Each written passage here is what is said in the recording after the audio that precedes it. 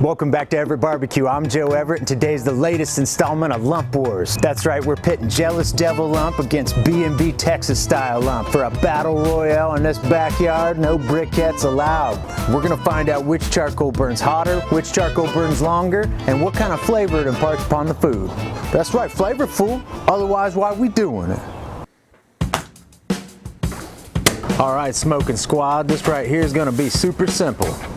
We're gonna take this rack of baby backs, trim off any chipped ribs or bone fragments, and take that membrane off the back side. I want our rub getting into the back of that meat. Since this rack's got 14 clean bones, I think we're gonna saw it off in the middle at bone 7 and call that good. And today I'm using just a little bit of avocado oil binder. And we're gonna start with my AP rub as the first layer. And then that second layer of flavor is gonna be my Texas rub for a nice peppery crust. And act like you've been there before. Start with those sides first, then get the back. That way we finish with the meat up on the presentation side. Okie dokie, flip those fellas, rinse, wash, repeat to make these twice as nice, and let's go get some of that lump lit.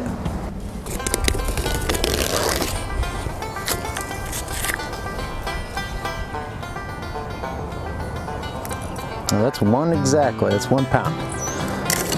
Really nice sized chunks for that B&B Texas style, none too big. I'm trying to find the similar size in Jealous Devil. And how tough is this to open? Not at all. Ha ha. Another cool part about the Jealous Devil, nice little strap there on the side. Pretty doggone nifty. Let's see if we can get a pound of Jealous Devil.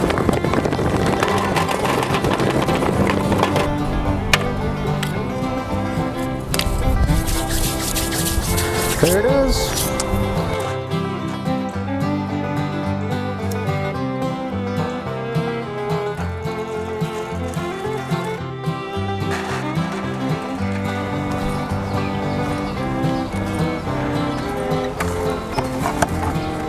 Hello, hello.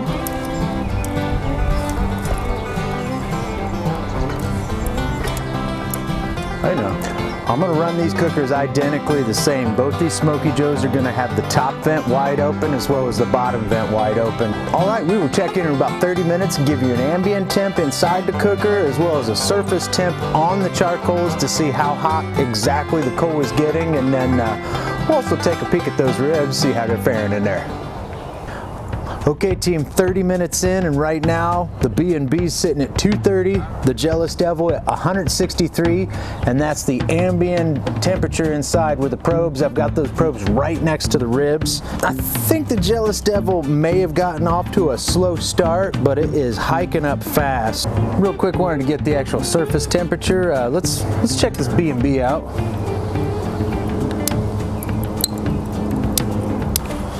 We got 925 on that. Getting a little bit of a snap, crackle, pop on this B&B. Let's check the Jealous Devil surface temp. I had 800 at one point, but we're in the high 700s, low 800s. That's not bad. So far, B&B out to an early lead, but we'll be back in 30 to let you know all about it.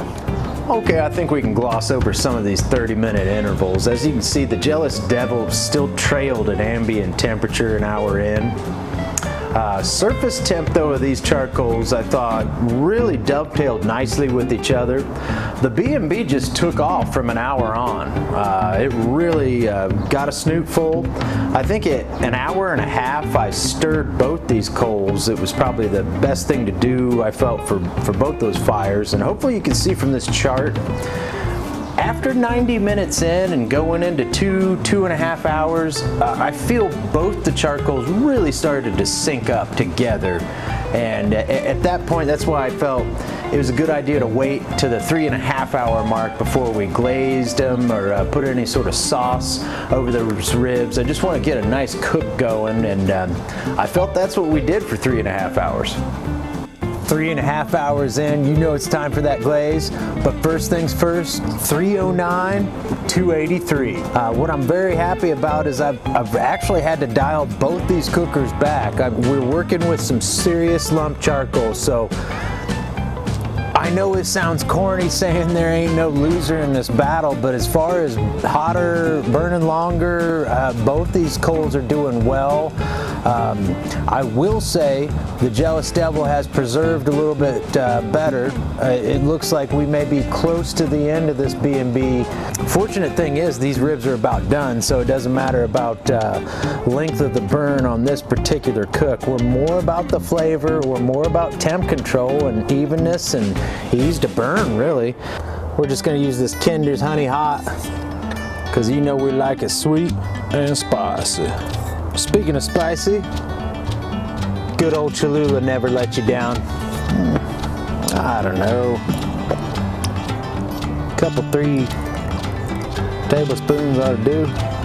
Couldn't have a Q without my main man, Texas Pete. This is not the hot sauce, this is actually the wing sauce. But you know what? It is what it is, man.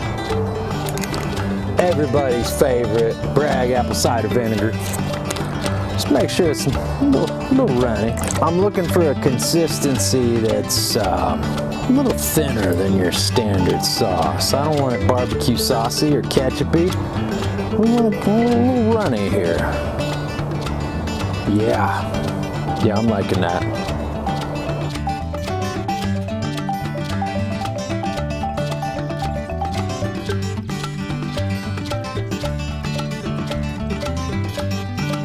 Those racks are just looking doggone good. I want to let these cookers run for 30 more minutes. You know we'll be back.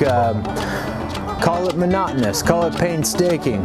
Every 30 minutes I'm getting you temps, I'm getting you times, and we're gonna get it Tendah. Okay, 4 hours in, I think we could probably eat these right now, but I decided to let both these racks go. I gave both charcoals a stir in fairness, and I think it was good for both fires. I would argue that Jealous Devil's finally starting to hit its stride more than anything, and that's why I felt another full hour with both these fires was in the best interest of the experiment. We are looking at the B&B rack. Oh yeah. Hey, you know, just a touch of a smoke ring with no wood. What do you know about that? Shout out B&B. I'm gonna go for the end piece. Should be the roughest one.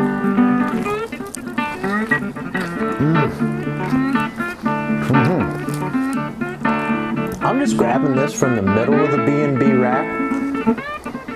Just for your observation, I mean, it got some smoke ring off of that Texas style B&B. I think this is the benefit and why you cook with lump. You're still gonna get some wood flavor with that lump. Especially when you use quality lump.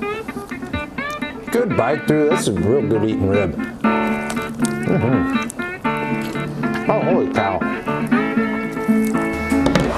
Okie dokie. Jealous Devil in all its glory.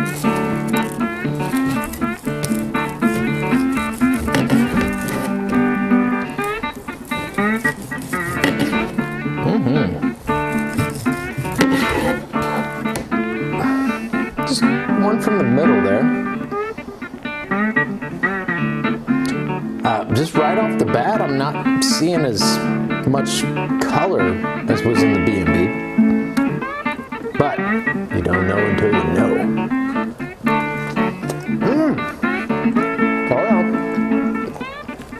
I'm gonna try the end piece.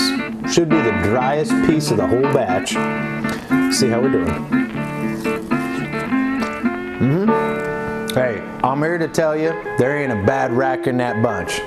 And I know that's easy for me to say, and no, I ain't calling it a tie. Not by any means is it a tie. Both of these charcoals are champions. If I had to pick between these two lump charcoals, we're going to not even a competition. It's my brother's birthday, it's my cousin's birthday. I've got to cook up a mess of meat. Which lump are you picking? I'm going B&B. I really believe it's got a better flavor that it imparted onto that rack of pork ribs that we just ate. Just a better experience cooking with it. Real natural wood-like pieces, and I like the natural wood-like flavor. So, B&B, Texas Style Lump, congrats. You've won version 2 of Lump Wars. You better look out for Royal Oak. Blues Hog, talking about Rockwood. And I implore you, hit me up in the comments section. Let me know what you found. And most importantly, ring that bell. Click subscribe, join my tribe, jump in the backyard, hang with my gang, and you can get to cooking with us. For a battle royale in this backyard, no briquettes allowed. Why bottom vent wide open? Because when I bought these used in Anderson, Indiana, both were rusted shut. Thank you, Stephen. Real nice guy, quality individual. Quite frankly, I hope Stephen's still kicking. Shout out Water Pan!